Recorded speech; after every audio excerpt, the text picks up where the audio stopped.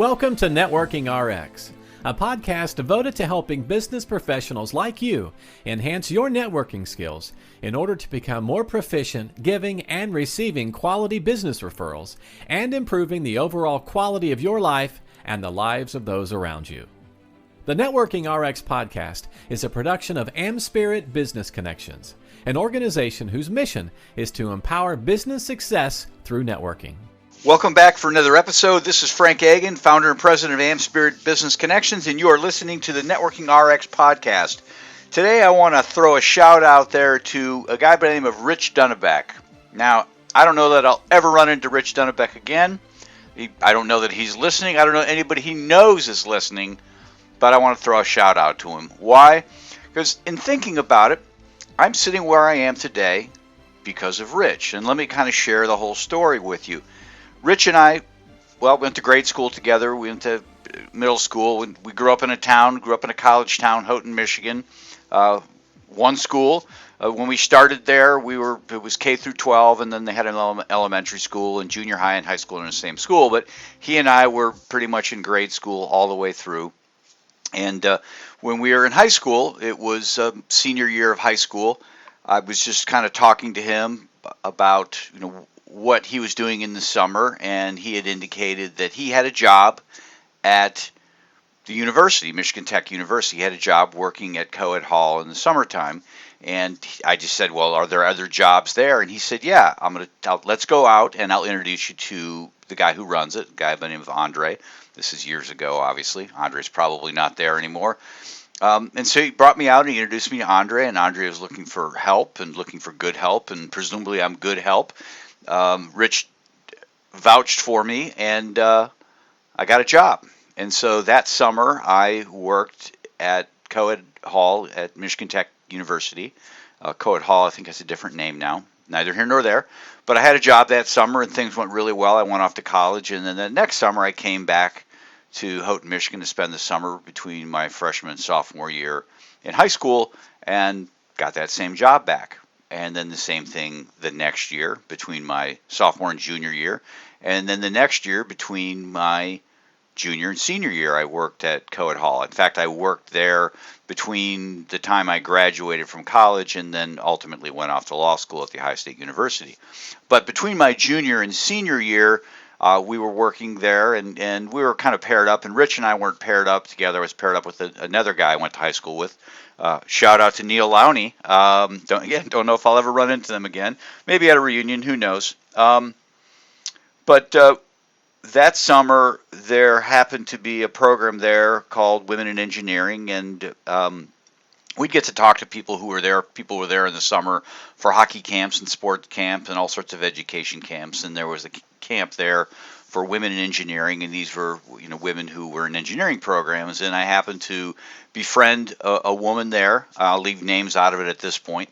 There was a woman there that I had gotten to know, and we were just kind of talking or whatever. And she was going to the Ohio State University, and probably can see where this is leading. And so I'm in the state of Michigan, and I'm ribbing her about the Buckeyes, and she's giving back to me about the Wolverines. Well, we kind of became pen pals, if you will. And so there were always letters going back and forth as the rest of that summer and then on into my senior year of college, just talking about, whatever. And we had this kind of standing bet on the Ohio State-Michigan game. And I didn't know how it was ever going to be fulfilled, to be honest, because she's at the Ohio State University and I'm in Wisconsin. But that's neither here nor there. And kind of going back and forth on what one another's plans were. And I had plans at that point to go off to law school. And I really didn't even know anything about Ohio State, so I wasn't really on my radar. But we're going back and forth and just kind of talking, and I had applied to Michigan, I'd applied to Yale, and I'd applied to a lot of the big names, Minnesota, University of Chicago. And at any rate, at one point she suggested, hey, why don't you apply at the Ohio State University? I'm like, whatever. I looked into it. To apply at law school at Ohio State University was $5, and I joke about it and say that was the least the cheapest points I ever scored with a woman, $5. So I applied to Ohio State University, and I got into the Ohio State University, and as it all turned out, that was the best school, was the only school I got into. Who am I kidding? I didn't get into Michigan, I didn't get into Yale, I wasn't smart enough for those places, but I got into Ohio State, and the Ohio State University is a really good law school. So went to Ohio State, and from there, went to law school. I got a law degree and an MBA, and this girl I was pen pals with, we became friends, and we're still friends. Didn't really date, but what kept me in Columbus, I never really wanted to stay in Columbus, but I started dating another girl, and that kind of kept me in Columbus, and then I got a job in downtown Columbus, working for a large firm, and ultimately that's where I met my wife, and then obviously we got married, and she has a position here, working with a Fortune 500 company. This is all, years in the making. We have kids, and this is I tell people this will never be home, but this is where I live, and this is home for my kids, and it's a good place to be. But at any rate, the reason I kind of share that whole story, because it all kind of daisy chains from one thing to the next, but for that conversation with Rich Dunnebeck, this life may have turned out really different. And I'm not saying better, I'm not saying worse, but it would have turned out different. No question, it would have turned out different. And again, I don't know if it was better or worse, but a different encounter could have led to a different job, could have led to a whole different path in life. But what got me thinking about this is I was forwarded a copy of an article by James Currier, and the Currier is spelled Currier, and I'll put things in the show notes as well.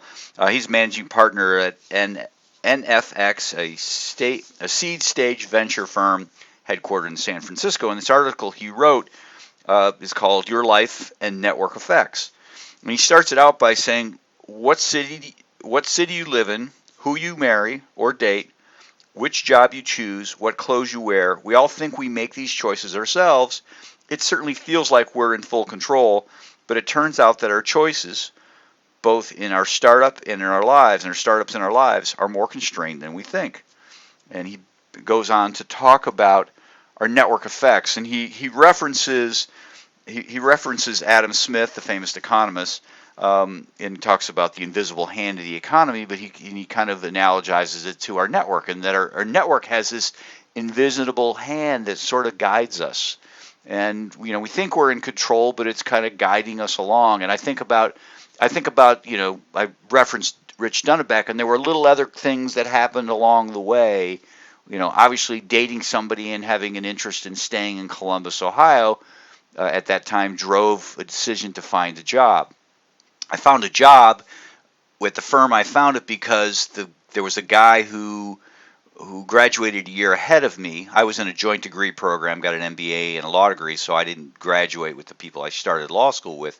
A guy by the name of Mark Adams, Agan. We sat next to each other for an entire year, the first year of law school. Got to know him really well, but he was working at the firm that I applied at, and went in for interviews, and he went to bat for me with people and helped me get that job. So, we think that these things are just kind of happening, but really our network is having this fantastic influence on us, and we don't realize it at times. We look at networks so often, and Currier talks about this in his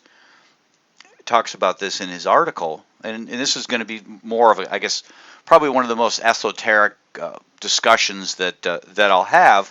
But he talks about it in this article that we look at our networks, and a lot of people in business think of networking as a means to find a job or to get clients.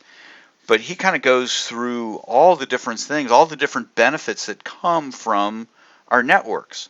Certainly jobs and business, but ideas, capital, investments, connections, status, aspirations, language, standards, expectations, affirmations, belonging, real estate, all these things that kind of that happen in our lives, and our network is really that driving force. The driving force. I think about my son who's graduated college now. He lives down in Miami, Florida, and why he's there, why he chose the college that he chose. Why am I, I've got two other kids, where they're at, and I stop and I look at it, and you can kind of see from the outside, it's these networking forces, it's the influence of other people. And it's not that people are trying to manipulate the situation necessarily. It's just kind of this natural attraction and repulsion, and it's just, we're kind of, as the author indicates, we think we're in control, but we're not necessarily in control. In the article, he also talks about the layers to our network, and that we tend to have different layers to it. He said, I'll quote the article, we each tend to have 5 people who are like family, 15 intimates, 50 acquaintances, and 150 total familiars that we can interact with on a regular basis. And the 150 number refers to a study that was done by a gentleman by the name of Robin Dunbar, and I haven't done that episode yet, but that's a tease for the future. But we all have kind of these networks, and everyone's network is different. We have shared. Well, let me reflect back on something that was said by David Burkus, a recent person I interviewed. He's the author of the book A Friend of a Friend. And his point in that interview was, which I thought was very insightful, is there is only one network. It's 7.2 billion people strong. We all are part of that one network. We just kind of share different aspects of it. So everybody's got, their own little, 5 intimates, the people who are like family. They may not be family per se, but you spend a lot of time with them. Or 5 people who are like family. And then the 15 intimates and the 50 acquaintances and the 150 total people. And, we all kind of have that. And each one of those people are kind of guiding us in their own sort of gentle way, nudging us along, helping us with those decisions. And, and the reality that you come away from this conversation with, or from this, that I came away from this article was, where I am today, where you are today, is a function of what happened in the past. For me, it was a function of what happened in the spring of 1980, dating myself there, spring of 1980, talking to a friend in high school. And it's kind of pinged me forward, and certainly there have been other little pings and nudges along the way that have kind of kept me here. But for that original little ping or that little nudge, I would have been off in a totally different direction, and I don't know where. And again, I'm not saying it's better or worse, but it would have been a totally different direction. So where I am today, where you are today, is a function of what occurred years ago. And you can stop and think about your own life and kind of piece it back. I probably take it back further. Why there? Why were we in Houghton, Michigan? My dad got a job there. He grew up in Chicago. Why did we end up at a little town in the Upper Peninsula of Michigan? There was, he was a high school teacher in Chicago, and got this opportunity to go to the University of Wisconsin, met a gentleman at the University of Wisconsin, just kind of an acquaintance. That individual was hired to start a teacher education program at Michigan Tech University. A year later, my dad was done with his PhD, and at the right place at the right time, got this opportunity. So it's all, kind of daisy chaining back, why was my dad in Chicago? Well, my grandparents were in Croatia. My great-grandfather called in a favor to put my grandfather on a boat to escape what was becoming communist Yugoslavia, to come to America. And so this, our lives our networks really have this huge influence on our lives, and where we are today is a function of what's happened, and where we're headed tomorrow is a function of our networks. which really kind of makes it important that we hang out with the right people and we kind of get the right influences. Again, not that Rich Dunnebeck was a bad influence, because he wasn't. But it is possible to kind of hang with the wrong people. And I see with my kids hung out with really good kids. And my kids are ending up with really good lives.